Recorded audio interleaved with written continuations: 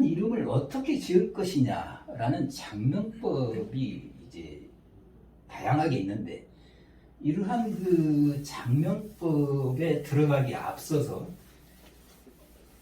이 장명의 이해나 장명하는 방법을 터득하려면 기본적으로 이 동양학의 어떤 핵심, 그런 내용들을 좀 알고 있을 필요가 있다. 왜냐하면 그런 사상들이 저변에 깔려 있는 겁니다. 이게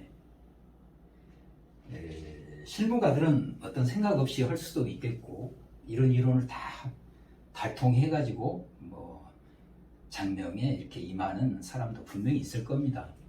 그러나 이제 학문하는 사람들의 입장에서는 그러한 그 밑바닥에 깔린 정신이나 이론을 좀 중시하죠. 그래서 동양학의 어떤 핵심 사상이라고 할 수 있는 것 중에 이제 한 두 가지만 소개하겠습니다. 첫째는 이제 음양 사상이 되겠어요. 이것이 이제 훗날 뭐 오행까지 확대가 됩니다만은, 그리고 이제 두 번째로는 이제 중화 사상을 얘기를 해보겠습니다. 이 음양호행은 누구나가 다 아는 것처럼도 생각되는 부분입니다. 또 동양학을 공부했던 사람들은 누구나 또 다 이 이론을 접하게 되고 또 숙지를 해야 되죠. 그러나 이제 제가 소개하고 싶은 그 내용은 이러한 이론이 어디서부터 나왔는가? 이 주령계라는 사람이 있습니다. 주령계, 주돈이라고 하죠. 이 사람의 그 태극도설이 있어요. 태극도설. 태극도를 그려놓고, 그림을 그려놓고 설명했다라는 뜻인데, 훗날 이렇게 쭉 해서 정오, 정의, 형제 그 밑으로 해서 이제 그 주희, 뭐 주자라고 좀 높여 부르죠. 주자에 의해서 이제 태극 도설, 이제 해설서 같은 그런 입장으로 이제 집대성이 된다고 할까요? 이 주령계와 비슷한 시기에 이제 활약했던 사람 중에 그 소강절이라고 있습니다. 소강절. 이름은 소옹이죠. 소옹. 이 사람들은 이제 북송 시대 사람들이고, 5대 말에서 이제 북송 초기. 그리고 이제 이 주자는 이제 남송 시대 사람이 되겠습니다. 일단 그 시대를 좀 개관을 해보자면, 간략하게 그 중국의 역대 왕조를 보면 이제 우리가 일반적으로 이렇게 얘기합니다. 하은주 시대 지나고 춘추전국 시대 지나고, 그 다음에 이제 진시황의 진이 나오고, 그 다음에 이제 유방의 한이 나오고, 그 다음에 이제 삼국지 그 조조의 위, 유비의 촉, 뭐 송곤의 오. 그래서 그걸 통일하는 게 이제 사마씨가 통일하는 진나라가 있고, 그것이 이제 남북조로 이제 갈려서 그 다섯 종족이 16나라를 세워서 난립하는 그런 이제 남북조 시대가 있습니다. 이 모든 혼란을 다 그 통일한 사람이 또 수왕조를 세우죠. 그 다음에 이제 수 다음에 당이 세워지고, 이제 송이 세워집니다. 그러면 송이 가다가 이 정강의 변을 만나요. 그게 뭐냐면 이제 만주 여진족이 금나라를 세워가지고 거란족이 세웠던 이 요를 멸망시키고 이 중국 대륙에 이렇게 침략을 해옵니다. 그랬을 때 이 송이 이 밑으로 내려가죠. 밑으로. 요게 이제 남송시대예요. 요런 사람들은 이제 북송시대 사람이고, 요 사람은 이제 남송시대입니다. 이렇게 대륙으로 왔던 이제 여진족의 금나라도 얼마 안 가서 몽고족이 세운 이제 원나라에 의해서 금나라가 멸망하고, 마지막 버티던 남송까지도 이제 멸망시켜서 원제국을 형성하죠. 그렇게 해서 이제 원 다음에 명이 들어서고 청이 들어서고 중화민국 이렇게 오는 겁니다. 그럼 그 시대를 보면은 바로 이런 시대 사람들이다. 그런데 이 주령계나 소강절의 이론은 이제 이 진단, 진희이 라는 사람인데 뭐 이 왕이 내려준 이름이에요. 진단이라는 이 도가계열의 도사가 이 산에 응거하면서 여러 가지를 연구를 했던가 봅니다. 그러한 내용들이 이렇게 주령계와 소강절에게 영향을 주는 겁니다. 이게. 그러면은 이 주자가 어떤 사람이냐? 바로 그 주령계나 이런 소강절 같은 그 비주류 학자들, 그런 학문의 세계에서 이 사람은 상당히 그 정통 유학, 주류의 어떤 그 대단한 학자였죠. 그래서 또 이런 것들을 비주류에 있는 이론들을 나름대로 자기가 섭렵해가지고 집대성을 한 면이 있습니다. 그래서 이제 송나라 때 일으킨 새로운 유학이다 해서 이제 신유학, 혹은 송나라 때 학문이다 해서 송학, 혹은 뭐 정오 정의 형제와 주자 주의로 해서 정주학, 뭐 이런 여러 가지 명칭으로 당시에 그 어떤 학문의 이름들이 있어요. 그리고 이때 신유학의 핵심은 또 이런 그 소강절의 이런 상수학이라든가 또 어떤 성리학, 이런 유학자들의 우주나 사물의 본성, 그리고 그 이치, 운행 원리, 뭐 이런 거를 이제 아주 근원적으로 파고 들어가고는 유학이죠. 유학의 새로운 흐름, 신유학.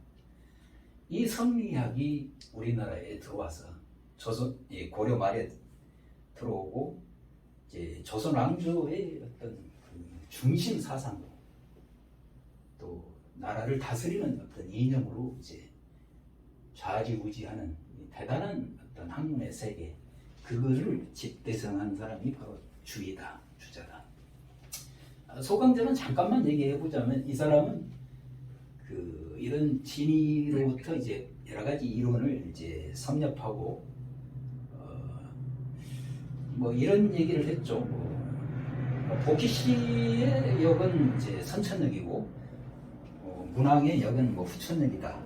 이렇게 이제 구별도 해주고 주역은 결국 어떤 상과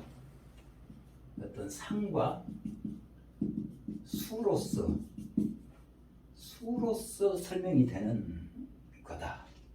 그래서 어떤 상수학의 그 대가가 돼가지고 그 이론들이 이제 여러 뭐 도서학파라든가 하도낙서의 도서학파라든가 그런 그 하락미수라든가 이렇게 해서 다 이런 것하고 집결하고 이제 이런 것이 약간 비주류 학문처럼 되니까 이 주류 계통에 있는 이 사람이 많은 것들을 섭렵했고, 그렇게 해서 이제 조선 성리학계는 알게 모르게 이런 이론들이 이제 들어가 있는 겁니다. 그러면은 이 주령계 태극도설이 뭐냐, 이게. 이 우주의 어떤 그 생성 과정, 그리고 변화 과정, 이러한 것들을 이 그림으로 이렇게 그려서 설명을 해줬어요. 그러니까 이게 태극이 있다. 그럼 태극 안에는 이렇게 음양이 있어요. 이렇게 예를 들어서 이것이 뭐 양이라고 보고,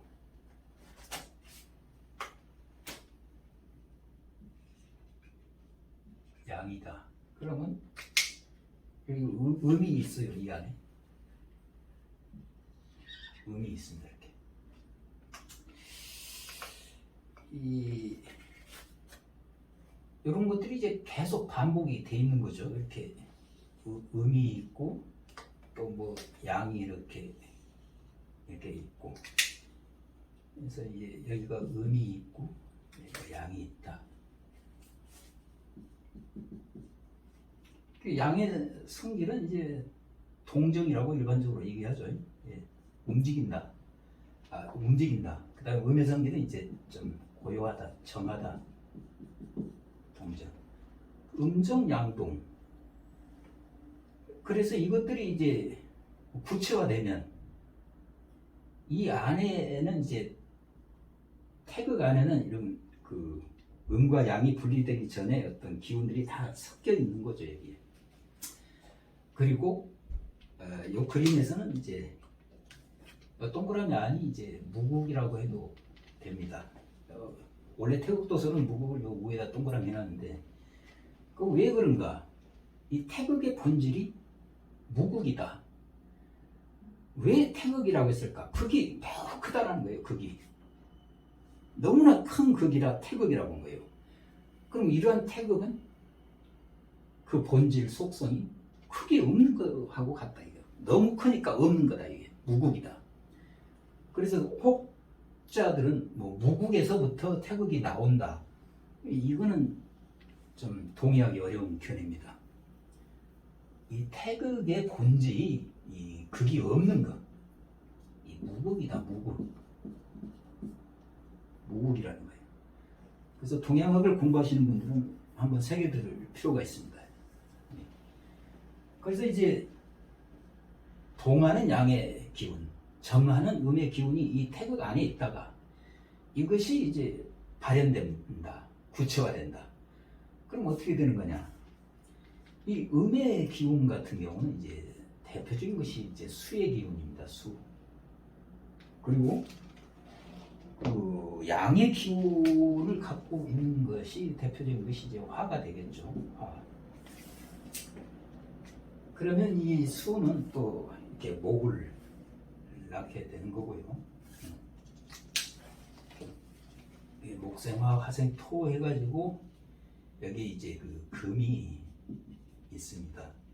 이 보면 이제 금수는 음한 성질이죠. 금수. 거기에 비해서 이제 목화는 양의 성질의 기운입니다. 그래서 이러한 오행의 기운도 결국은 들어가서 보면 음의 기운하고 양의 기운이다. 여기서 나왔던 겁니다, 이게. 그래서 음양사상이지 오행사상은 특별히 볼 건 없습니다. 훗날 역사적으로 이렇게 시대가 흘러오면서 오행이 좀 붙여서 이제 음양 오행 사상 혹은 음양 오행 이론 뭐 이런 말들이 나오게 되는 거죠. 여기까지가 매우 중요하다. 그래서 이러한 이제 그 오행의 그 발현, 그러니까 음양의 구체적 발현이 이제 오행이 아니겠는가. 이렇게.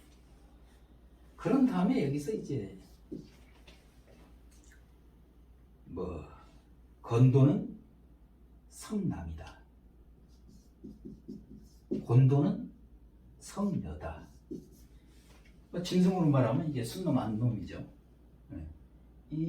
여기서 음양과 오행의 기운을 입어서 탄생한 것들입니다. 이게. 그리고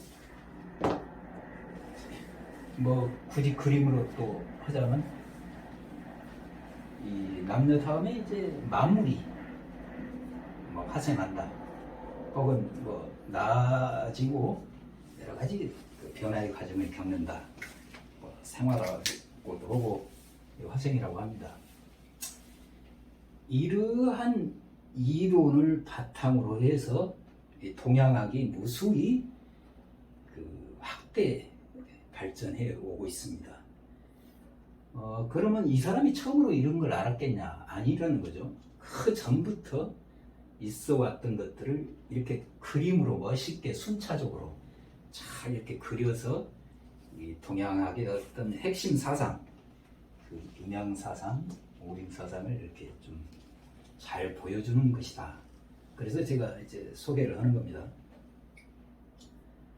다음에 이제 이 중화 사상을 한번 보겠습니다. 중화 사상은 이 중용에서 그 사서삼경 중에 중용이 있죠. 중용에 나오는 말인데 중하고 화다.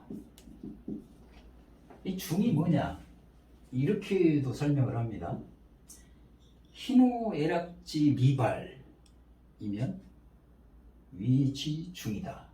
희노애락이 아직 발현이 안 된 거, 그것을 일러서 중이라고 한다. 뭐 그런 뜻이에요. 그러면 희노애락이 아직 발현이 안 됐다. 그러면 그 음양오행의 어떤 전 단계라고 보시면 되겠습니다. 아직 음양이나 오행이 발현되기 전의 상태. 음양오행의 전 단계 혹은 태극 혹은 무국의 세계, 그 세계에 머물러 있는 것이 중이다. 화는 뭐냐? 발이개다. 발 하나 모든 것이 이 중절, 철도에 맞는다. 이랬을 때 우리는 이것을 일러서 화라고 한다. 그러니까 희노애락이 발현된 거예요. 희는 희대로, 노는 노대로, 애는 애대로, 락은 락대로 발현이 다 됐는데 그것이 그 희에 맞게끔, 노에 맞게끔, 애에 맞게끔, 락에 맞게끔 이렇게 잘 발현된 거, 그 절도에 맞는 거, 이런 것을 화라고 했다. 그럼 중화는 어떤 의미가 있냐? 천하지 대본야라 해서 대본으로 보고 있어요. 대본. 천하의 큰 근본을 이루는 것이 바로 중이단 말이에요. 중사상. 그럼 화는 뭐냐? 천하지 달도야라. 달도. 이 두로 통한 도다. 이 화가 되면. 자, 그럼 중이 그렇고 화가 그렇다고 치자. 그러면 중화가 어떻다는 거냐? 자, 중화. 여기에 이제 지극한 중화에 이제 이르게 되면 천지위연이라. 그러니까 하늘과 땅이 바로 선다는 거예요. 바로 선다. 천지가 이 바르게 선다. 그리고 만물 유건이라. 만물이 잘 길러진다는 거예요. 이 중화에 도달해야만 하늘과 땅이 제자리를 잡는다는 거예요. 하늘은 하늘대로, 땅은 땅대로 자기 자리를 잡고 그 안에 있는 많은 만물이 제대로 길러진다. 이러한 사상이 있어야만 이게 가능하다는 거예요. 이 하늘 땅 사람, 그러니까 우주의 삼재라고 해가지고 우주를 구성하는 삼요소를 이제 주로 이렇게 얘기를 하죠. 이렇게. 근데 이 인간은 이제 이 대우주 속의 하나의 구성원이면서 또 하나의 소우주를 형성하고 있다. 그대로 닮았다. 축소판이다. 이 대우주에 비해서 이제 인간을 소우주라고 하는데 이러한 소우주는 많이 있습니다. 많은 인간들이 이게 채우고 있고 거기에 또 이제 어떤 미립자 같은 세계들이 바로 대우주의 축소판으로서 소우주, 그런 미립자의 세계가 또 있습니다. 현대 그 물질 과학이 발달하면서 이러한 그 미립자의 세계가 아주 그 정밀하게 관찰되는 그 경지까지 가고 있습니다. 그래서 우리 인간이 이런 위치에 있고 또 이런 그 하늘과 땅이나 인간이 바로 이러한 것에 어떤 뿌리를 두고 있다. 이런 측면에서 우리 인간을 다루는 것 중에 뭐 지금 이름을 다루고 있습니다. 장명. 이 장명을 할 때도 바로 이런 음양오행 사상이나 중화 사상 이런 것들을 놓쳐서는 안 된다. 그런 측면에서 이제 소개를 드렸던 겁니다.